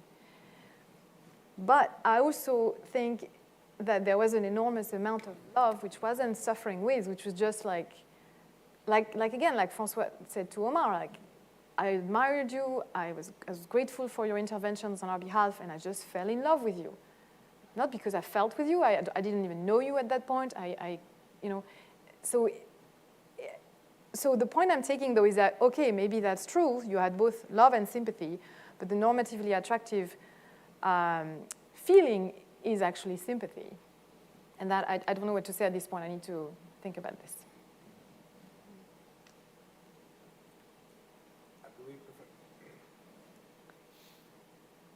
Professor Cornell. Hi. I've really enjoyed all of this, like the talk this morning, and the talk yesterday, and the comments this morning. It's been a wonderful conversation. I wanted to ask about what I sort of feel like are two different aspects of love that are kind of go back and forth in what I've heard. So one picture, when I first heard the sort of thesis, I thought this was an idea where love is going to involve valuing or apprehending the other in a way that can sort of overcome identity differences, which is sort of somewhat familiar, but then the way you play it out is very, very nice.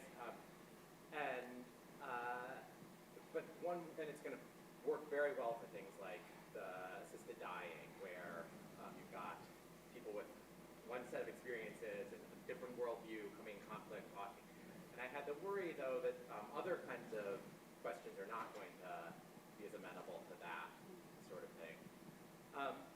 There's a different, and it's also going to run into, I think, some of the problems that like Kyla and Don were raising about like why not just say respect then?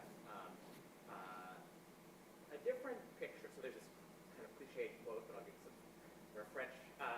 Saint-Exupéry says, right, love doesn't consist in gazing into each other's eyes. It involves looking outward at the world in the same direction. So a kind of different picture or aspect of love that I think maybe is what you're picking up on is not that we're valuing the other and that's the basis for the political, but we're valuing something in the world because of our relation with some others, right? And part of this is of interest to me because I'm interested in the environmental aspect, and it's striking to me that your primary example here is about climate, and but you didn't say much about the environment. So you might think, right, what we need to address climate is partly like love for nature, love for the natural world, right? And you might think if what you're picking up on is love as apprehending the value, you might think what we need for that is not a citizens' assembly, but like to get people out, like dealing with the trees, right? But I think if you think love is doing something for the environment in these contexts, and I could see how that would work, but it would be this sort of through our love for one another, we're apprehending a value out there.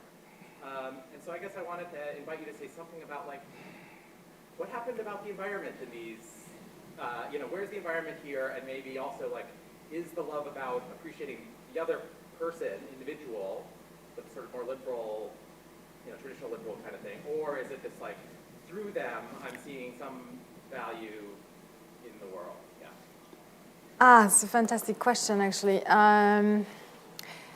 So there's one passage where I could have talked about climate and didn't, and it's a footnote now.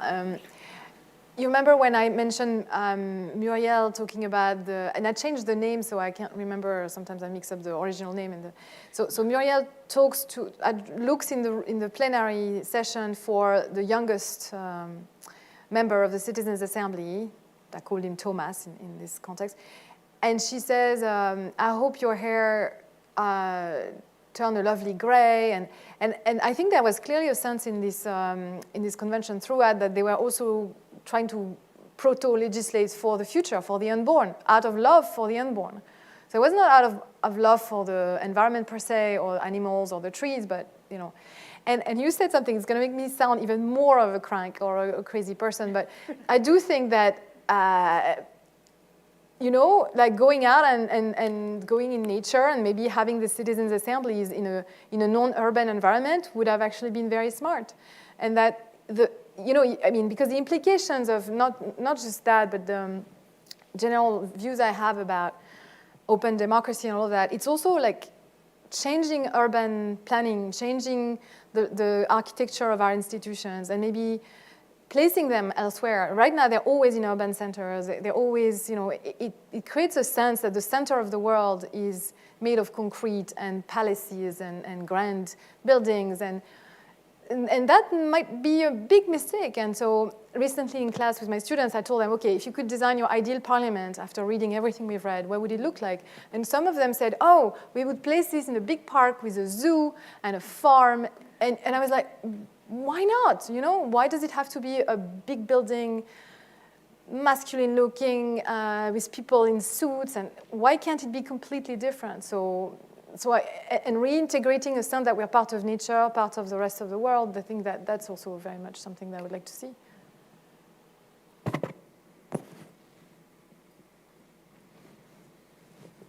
So I'm going to recommend that everyone who asks a question introduce themselves, because it's only fair that Hélène know who we are. And of course, we know each other. I'm Lisa Dish, and I teach political theory here.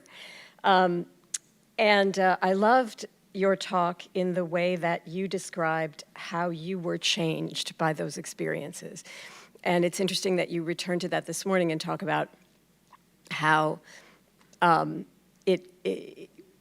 maybe one needs to see this and be transformed by it in order to take seriously what goes on in these citizens' assemblies.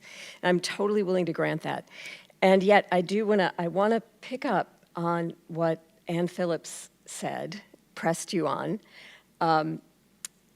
pitting the citizens' assembly against traditional elections and politics. And what I'm thinking about, your talk has made me think about a lot of things that I will continue to ponder. But I still am committed to the idea of running for and winning elections. And the reason I'm committed to that kind of politics is because it gives you access to resources. And those resources are budgets and staff expertise. Those resources help you answer that question, what should we do? Both at a very high level, which is often the level of the deliberative assembly, but it's not necessarily only that, but that's the high level where we define our principled commitments. So we say, yes, we believe in climate action and we believe in affordability, but it also gives you the ability to answer that question in these boringly specific ways that have immediate consequences for people who have never met you, who have never met each other. So when you win an election, you get to make choices about policy options and investments that change people's modes of transport or the housing options that they have. And I wonder how the civic transformation you talked about witnessing translated into change. And I know that Paris has actually changed quite a lot. And so maybe the Citizens' Assembly did that, did the participants in the assembly have direct efficacy around those changes? Was it really mostly an interpersonal transformation, or was there, do they remain politically active? Do they remain reaching for levers of power as well? Question as well. I'm not going to try to defend my almost temperamental rejection or distrust of electoral politics. I think you're probably right that we need both. You need agonistic politics combined. I don't know how. That's a big mystery. With more, common good-oriented politics. But I would say, though, that I'm surprised that you assume that resources and budget and staff can only be available to decision makers through electoral politics. In the citizens' assemblies, there were experts made available to the citizens. Ideally, in a sort of utopian scenario, these assemblies would be institutionalized as permanent bodies with their own staff, their own experts, or their own access to experts, or all kinds of resources, and a constitutionally sort of entrenched power to have efficacy and either legislate or make mandatory recommendations of some kind, or maybe they would go to referendum immediately. So I don't know that efficacy needs to be tied to elections. You could say, well, yes, but in a democracy, we want to be the agents of change. I just had this conversation with Richard Tuck recently. So he thinks that democracy is all about agency, and that's why we need elections, and that's why randomly selected assemblies are a sort of epistocratic substitute for actual power of the demos. And my answer is always that, well, yes, but right now in the current system, you delegate the task of setting the agenda, of formulating the proposals and the solutions to a select few that do not look like us, do not think like us, and yes, are somewhat tied to us through this, so through the electoral process that supposedly ensures, responsiveness and accountability. I think there's enough empirical evidence that it's a tenuous form of accountability and a tenuous form of responsiveness, actually, so that we could at least consider transferring the agenda-setting part of the process, the legislative part of the process to an assembly that actually looks like us, so we get answers that are closer to the truth, what we need, because people think like us, have gone through similar experiences and everything. And if we want to retain the agency, which I also value, of course we should have agency, at the collective level, then those should be organized and manifested in moments of mass referenda. So, it's a much bigger conversation than this paper really engages in. But yes, I would be for a kind of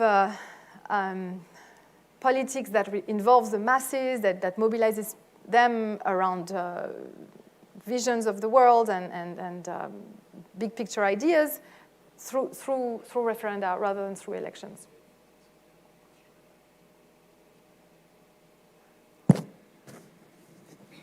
Hi, my name is Ariana. I'm a graduate student. Soon to be newly minted professor, Peruzzi. Congratulations. Thanks. This is a friendly question. I'm sort of wondering if this is partly a story about what political emotion is most appropriate for the particular context of making policy decisions as democratic decision makers, because it seems like your story is also compatible with the idea that there are times when the appropriate political emotion might be anger or contempt. I think in some ways like this is responding to maybe Dawn's comments, but almost on your behalf, which is that it doesn't seem like your story is incompatible with the idea that we can go back out on the street and sometimes feel justified anger and it be an important kind of political emotion. But when we're making policy decisions, that's not what we want to be feeling. We want it to be love, and maybe even particularly mutual love. If Chris had continued to love Finbar, even while Finbar continued to want to throw him out a window, that might be pathological. Like, it seems like also another important part of the story is that it's not just love, but like institutional design that allows for mutual. That mutual love, not just love. Yeah. Okay. Thank you. That's helpful. And I haven't thought about this very much, about the value of other emotions like anger and contempt. You could say Omar's outburst of anger were actually justified in many cases. He was pushing back against experts trying to constrain and limit the options on the table for citizens, or trying to steer their conclusions. And he was like, no, we're in charge here. You're at our service, putting back the experts in their place. And sometimes that takes anger. I'm sure it would have been nicer if you had put it more politely, but the impulse behind the emotion was probably correct. Resisting capture, resisting encroachments on their sovereignty, you might say. And there's a political theorist named Jeff Green who's written a book where he defends the view that it's actually correct to feel envy and resentment in the contemporary plutocratic politics we're in. So he's kind of like a populist, defending the populist anger at elites I'm not sure I want to go there, but I do think that, again, it's about how you channel those emotions, right? And the Yellow Vest also had a sort of an understandable resentment and anger at the carbon tax and the system more generally behind it. So anyway, I just want to say that I agree with the comment behind the question. Thank you. Thank you, everyone, so much. My name is Margot Witt. I'm a grad student in philosophy here. I found the conversation about love versus respect versus sympathy really helpful. I think that this question works whether we put that emotion in terms of love or sympathy or respect. And like credit where this is due. This is inspired by reading some of Professor Janka's work, so thank you. I've been wondering how, whether that's a relation of love or respect or sympathy, how that gets off the ground, given these, I'm standing on tiptoe, but I probably don't need to do that, given these really deep set inequalities that we have. So in the example of Philbar and Chris, one of them is in a much more vulnerable position to start loving the other one. Love and, oh, sorry, I will stand on tiptoe. Especially if we do it in terms of, they don't teach us how to adjust microphones in our PhD program here. So loving someone makes us really vulnerable to them. Chris and Philbar can't exactly like make this agreement and say, okay, I'm gonna start loving you if you start loving me on the count of 3. 1, 2, 3, go. One of them has to make themselves vulnerable first. And I'm wondering if part of your theory is that there's this special obligation on sort of the privilege to open up the doors to love first. How do we do that without just like putting ourselves in danger all the time?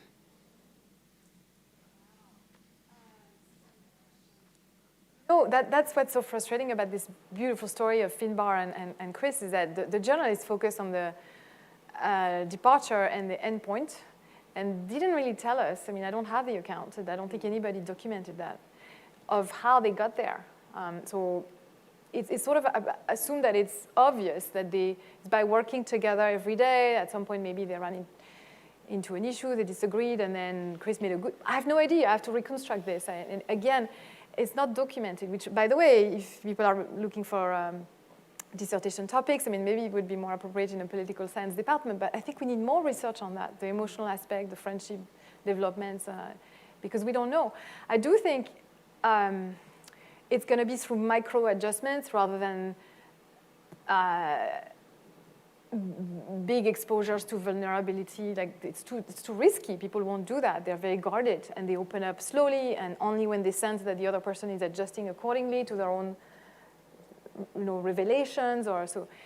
I think it was the case in the Convention on End of Life where people were very cautious about divulging that their opposition to euthanasia, say, was religiously motivated. So, I didn't document that, so I don't know. But and they were sounding each other out and figuring out where they were. Maybe there's also a way to encourage this kind of this through institutional design. And I feel like, for example, I mentioned yesterday as something we never tried, but I think would be worth trying, assigning roles at random, so that people would be encouraged to think in the shoes with sympathy of the other position, and maybe in that position they could say, oh, I never thought of that, and then it would bring people together in a non-endangering way, I would say. I'm also thinking of, this is going to necessarily, I'm really going in a direction that I cannot believe I'm going, but, Christianism there's this fundamental core, and I'm not a religious person, by the way, I guess I'm an atheist, but, this idea that you turn the other cheek and you break the cycle of violence, the tit for tat sort of, and tit for tat is actually quite good. It's already an improvement on the feudal sort of revenge cycles from before. But somebody harms you and you refrain from harming them back. It's an enormous display of vulnerability. It's very risky. At the same time, I wonder whether you can exit a cycle of hatred without doing that. And it takes enormous courage, and it takes leadership, and it takes... I'm not saying that this is what we should expect from citizens. I think it's super regulatory, it's too much. But in a large group, of random people, there might be someone who will take that chance, who will take that risk. In a way, you could say Finbar did. I mean, it can't have been easy to stand up at the end and say those things. And I think it unlocked something beautiful and perhaps freed other people from inhibitions and let them vote the same way for the same outcome, even if they were also encumbered by all sorts of prejudices. So, that's what I have to say about this at this point. But brilliant question. Thank you.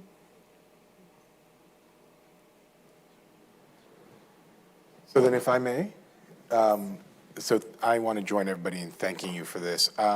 You said you didn't get enough pushback on truth, so I wanted to pick up on that a little bit. Not so much pushback. I mean, I actually have spent some time thinking about civic obligation, duty, and fealty. So I tend to share a kind of affection for, but the deflated or less demanding kind of things that have been on offer for you. But I actually think that when I read your definition of truth, it wasn't so much that love made truth necessary, so much as your definition of truth is what made love necessary. I know that sounds quippish, but let me explain a little bit what I mean. So when we take the Kantian view that even a society of devils could be moral in some sense, I take that might be true for some set of politics, right? For some set of respecting your rights, coming to agreement on obligations, what's prohibited versus permissive or obligatory. Maybe it's true. I'm not even sure that's true. After all, they're deep and important controversies about new rights and obligations, which are going to take something more than simple rational coherence. But even if I were to be so fully Kantian that I thought one could reason their way through that, we might notice that, on your view, that describes only one section of the truth. Because one of the things you speak about in truth is not just facts that are hugely important, not just societal conclusions, but a kind of truth about how we should reason together, what we should view, what society we want to build, what's good. The phrase you use is what's good for us around here. And notice that a lot of politics is about that. I mean, I'm not at all denying the hugely important part of politics that's about whether or not one has a right to an abortion or whether or not one should get Social Security checks. But there's also a huge amount of politics that's about what kind of society do we want to build, when it's very clear that there are no obligations on one way or the other, right? That there are many different ways in which we can build. What kind of nation do we want to be in the world, and on and on and on. And in those moments, it seems to me that there's something really attractive about what you say.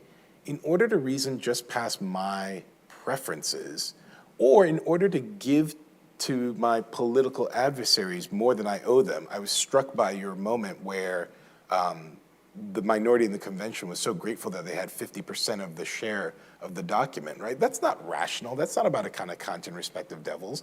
That's about a true generosity, a kind of view, I could win this moment against my adversaries, but let me grant them more than they are needed.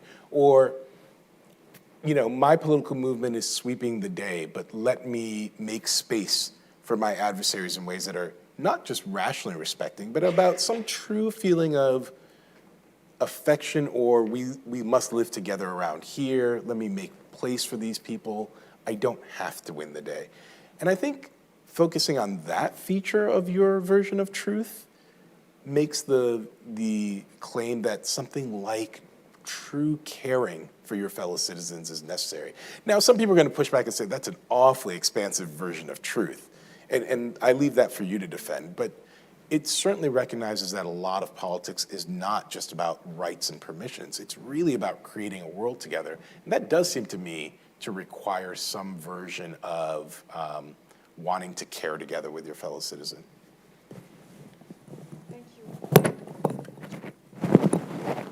So I agree, and I want to respond to the point about generosity with an example, actually, from the Convention on End of Life. So at one point, the governance committee, we wanted to choose two representatives of the convention to go and talk to journalists, I believe.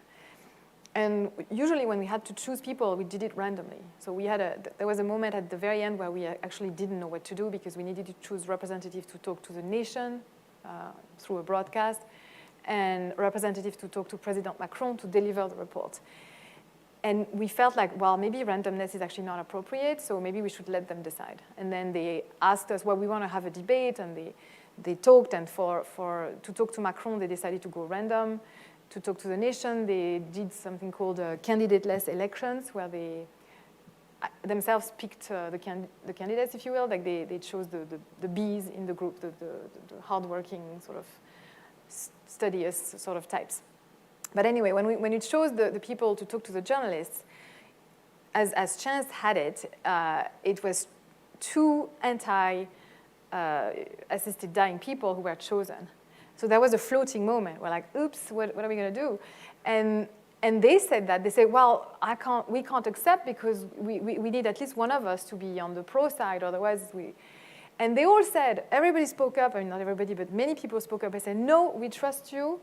We know you can speak on behalf of the larger group and put your own preferences on the side.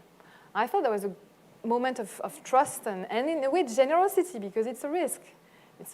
So just to illustrate that, there was a lot of that as well. And in fact, listening to you, it made me feel, and since we're talking about love, maybe I should also use the metaphor of marriage, right? Because in a marriage that works well, I don't know who said that, but it sounds very convincing to me, you should always feel like you're doing 60% of the work, right? And I think that's what they felt like. Like the majority felt like, well, we're really giving in to the minority, probably too much. I mean, we're close to 80%. Why do they take 50% of the speaking time? Why do they take? But they gave that. And conversely, well, in that case, the minority, was happy to be given more time. But because they were given more time, they were willing to represent the group and set aside their own convictions. And by the end, they gave back because 74% of the group voted for the final report, even though there was a really strong minority against a good chunk of the content. So it's like this idea that you need to, even if you think you're doing more and you're being generous, and I think it's hard to do that without the motivating force of love, or at least sympathy. And just lastly, I should have added, one sees this in very clear ways when the dominant group has to make space for minorities when they don't have to. But so too, I mean, we were speaking about this over dinner last night. So too, the very heartbeat, for example, of King's writing, which was of course religiously inflected, was about how minorities have to love even when they're totally rational and not doing so, right? I mean, the idea that you will literally march into the teeth of dogs to make this nation better, not just for your benefit, but to make your white friends better, to make your white fellow citizens better. It's just a way of my saying, even as to you're right, the way we were all trained to be deflationary, I really was touched by a moment where you see so much of politics isn't just about this immediate bubble of rights, but about imagining a world together beyond that. And that does take a kind of affectation, which I think is missing from our ordinary tools. So I really appreciated that. Yeah, could I just sort of come in with an observation, because it seems to me quite striking that we, it's as though we search through a whole range of terms and concepts like love, trust, respect, sympathy, to find a way of capturing what it is either we see occasionally or we would like to see more of in the ways in which we engage with one another within democracies. And I'm so struck by how rarely people use what to me is the kind of the key term in all this, which is equality, which is what it is to engage with one another as democratic equals. And I think my sort of hypothesis is that there are two things going on there. One is a kind of very mistaken assumption that we're already there in terms of the basic principle of equality, as if that's a premise of us even being here. So it doesn't tell us anything, doesn't add anything. And the second is almost like the kind of the other extreme of that, which is that equality has these associations of enormous social and economic transformations that are a kind of condition for us relating to one another as equals, which then seems like, yeah, if you've got to have that in order to engage as democratic equals, then where do we go? So I think somehow between those two, people seem to shy away from what to me is the term that captures precisely this sense of what it is to actually experience other people as equals, right? Take them seriously as equals, engage with them as equals. And I think there are particular practices and institutions which encourage that. I mean, I do myself think that, huge social and economic transformation is ultimately a condition as well.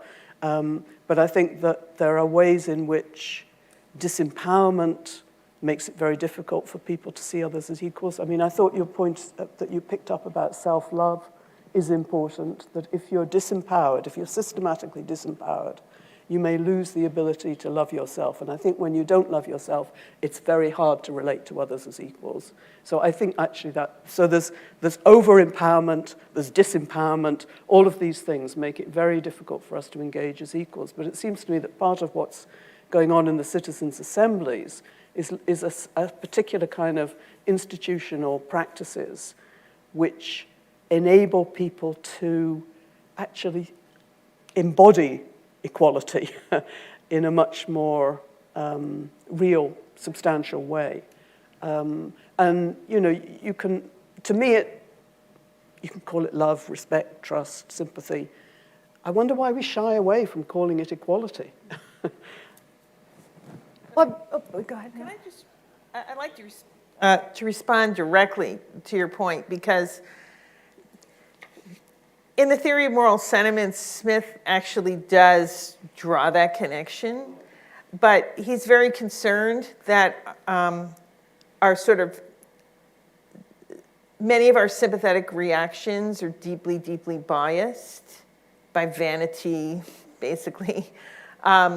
And so that's why he thinks we have to get a little bit of critical distance on our immediate affective response. And he thinks the device of an impartial observer, like, how would an impartial observer, would that person sympathize with what I'm feeling right now? And he thinks that if you actually take up that perspective, you will realize that you are no better than anyone else, right? That's equality pops out. So I want to add something. So equality is not an emotion, right? So it's hard for me to put it in relation to these other emotions, to these emotions. But that said, and it's true, I answer to you, well, I take equality as like the background assumption. And in fact, if equality is not there, none of the epistemic properties follow either, because then you have biases, only certain voices are heard, only certain votes are counted. But you're right to push me on this, because even in that super controlled environment of a citizens' assembly, inequalities reemerge. So it's a work of every instant to maintain it and to reaffirm it and to reaffirm it and to re-empower the shy in the group and the former stutterer and the younger people, etc. But I have to say though that it's really striking how they themselves, the citizens themselves, maintain and care about that equality, because they come in on the basis of one person, one lottery ticket, basically. So they're no better than anyone else in this room. That's really baked in the design. And then when organizers of the first convention tried to create a group that was based on a different basis, it was based on willingness to address transversal issues to the group, to the 5 groups, and like the way to finance the reforms, constitutional issues, etc. And it became clear that the self-selection was on the basis of who thought that they were the natural leaders of the group. This new group was called the Squad, and it was hated by the other citizens to the point that they went to the governance committee and made a big deal out of it, and they got the governance committee to apologize and cancel that additional group. So they felt themselves that their love and the quality of their work was not going to survive the reintroduction of inegalitarian principles and the emergence of a group of natural leaders. Because of course you will have, what I find fascinating is that these assemblies are not trying to erase all differences between people. Of course there will be smarter people, more educated people, people who are natural leaders, all of that. But in fact, the citizens embrace those types as long as they're in the service of the group. But as soon as they're elevated in a position on that basis to a different position, they don't like it anymore. So it seems to me that, in fact, equality comes before love, because I'm not sure they could love each other if they didn't assume that they were equal. Something like that. So it's, I haven't totally figured out how the two relate, but it seems to me that they're on different planes. It seems to me that what you're describing is equality as an emotion, in fact. I mean, it's something... Equality is an emotion? Yeah, I don't think it's... of course it exists as a principle, but, in order for it to really do anything, it's something that you live and you really relate to people as, I am no better than you, you are no better than I. To actually get yourself into that as actually the way in which you are in the world is something we don't manage. So maybe it's friendship, because I think friendship does demand a sort of... Yeah, well, as I say, I don't have to like people to... I just don't get how you can think of equality as an emotion. That part is hard for me. Would it help to say a sense of equality, or the maybe. recognition of maybe, equality, yeah. which is But a sense is and think of that as cognitive, an it's cognitive. affective state? An affective state. I think it's something What you would we live. call it? I would Yes. need a name to... I would call it respect, but that's... but I don't know what you... But also respect is not an emotion either. It's an attitude. I think don't they're... know. Yeah. Right? Well, we do describe some people as disrespectful, right? Which is a kind of way in which they seem to engage with everybody. But the disrespect causes an emotion, but is it an emotion itself? No. I think that one can be struck by the value, the reality, the equality of another in an affective way. And maybe we don't have a word for it exactly, but I think respect is a word that is used to name that among other, I think it's among other uses of that word. Okay, but when you say I have respect for my elders or for my Taekwondo master, I don't assume equality right there. So I don't know if it's connected so deeply.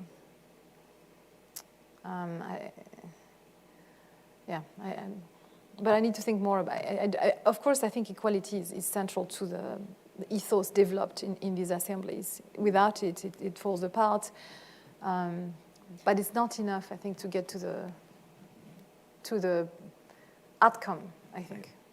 I was surprised that you said that we need to presume equality in order to get love going. Well, it's just a thought I'm just I'm trying out now. I'm not sure. Yeah. Well, I would have thought that your view, and I commend this view to you, would have been that one way, at least one way that we can get at this sense of equality is via love. So one is what one's struck by, or what one experiences is love for the individual, and through that one can see, oh, they're well, I like think that's me your in the view. relevant. They And have you, equal yeah. standing in the. So I would have thought that was your way of thinking about how the sort of order of insight goes. But I can't say that that's what I observed, because they came in equals.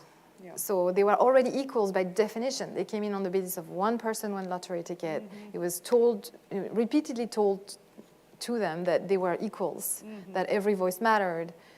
So to me, the love was born on that background.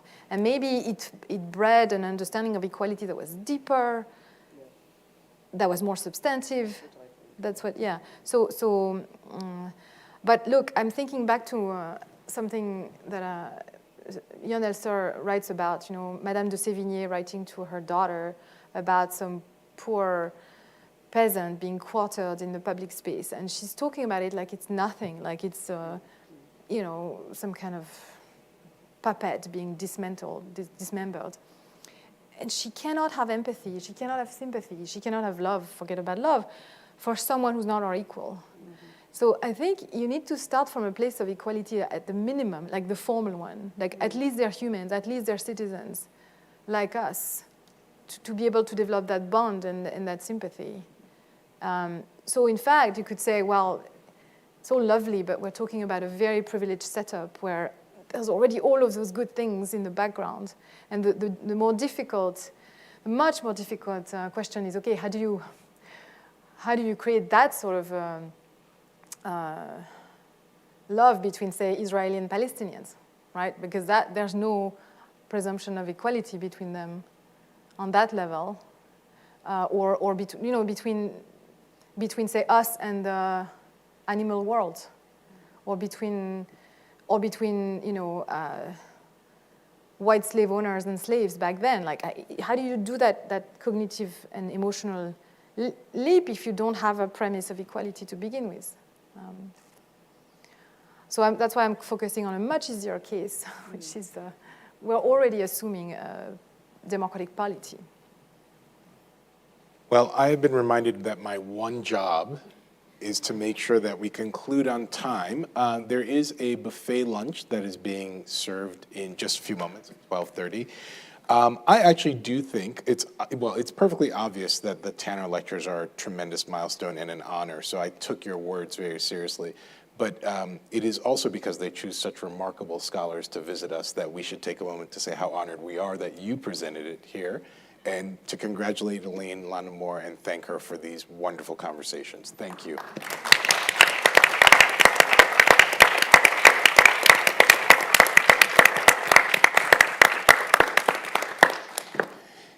And lastly, it should not be forgotten, for our sign reader who has gone through hours so that we could communicate to the broader world. Thank you. God, that was so hard.